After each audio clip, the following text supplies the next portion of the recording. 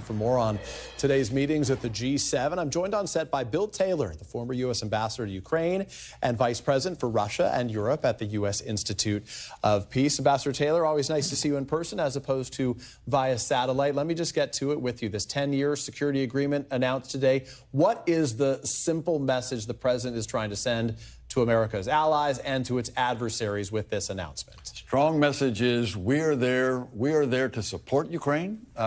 We are not getting tired. We are going to continue this support. The support is on the military side, it's on intelligence side, it's on training. It's also on the economic side. Sanctions were mentioned in this report. So this is a demonstration of U.S. commitment to this cause. So I want to follow up on that, and I want to remind the audience who's seeing you, and they're like, I think I know that, Ambassador.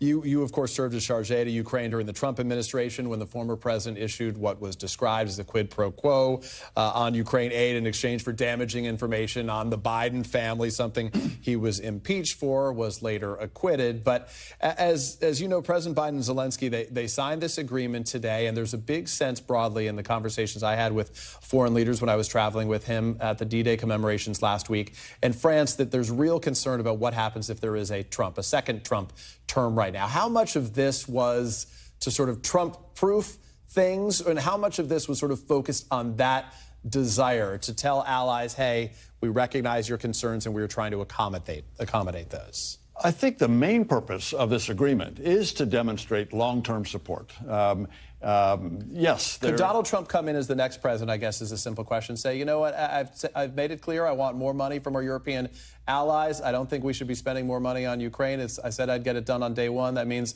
Ukraine has to settle for the losses it has, and we're done here. Peter, he could say that. He probably won't. We don't know what's in his head about this. He's given, as you've indicated, different messages on Ukraine.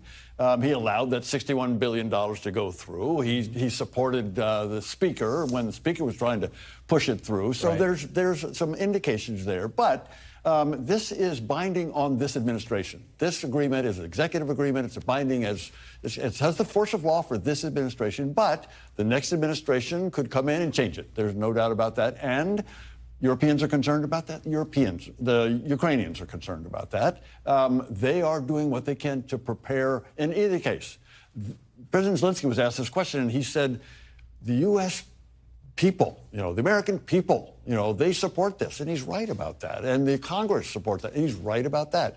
So he is hoping that any president will reflect that interest. There was a big announcement that came out of the G7 today. This, of course, is about the $50 billion loan that was agreed to by these allies. They say it would be backed up by frozen Russian assets right now. Is that doable? Walk us through the desire there. It's definitely doable. So it hasn't been done before, I guess. It has not been done before, and a lot of legal work has gone into this, and now the legal issues seem to have been addressed.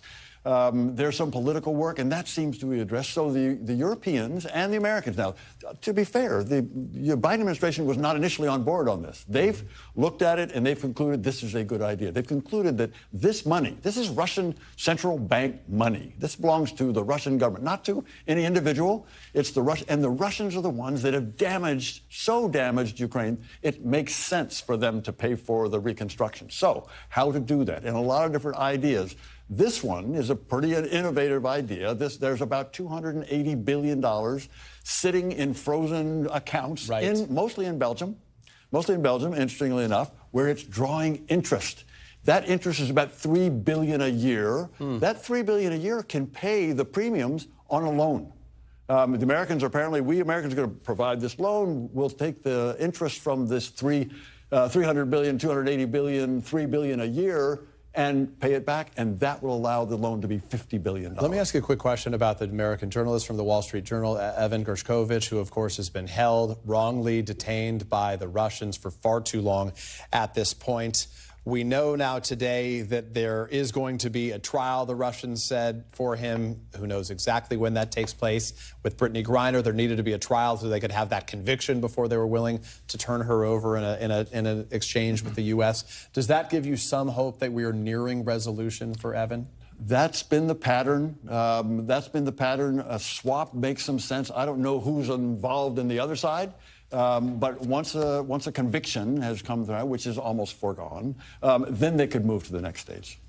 It's always a pleasure to have you here. I appreciate it, Ambassador. Thank you, Peter. Thank you very much. Thanks for watching. Stay updated about breaking news and top stories on the NBC News app or follow us on social media.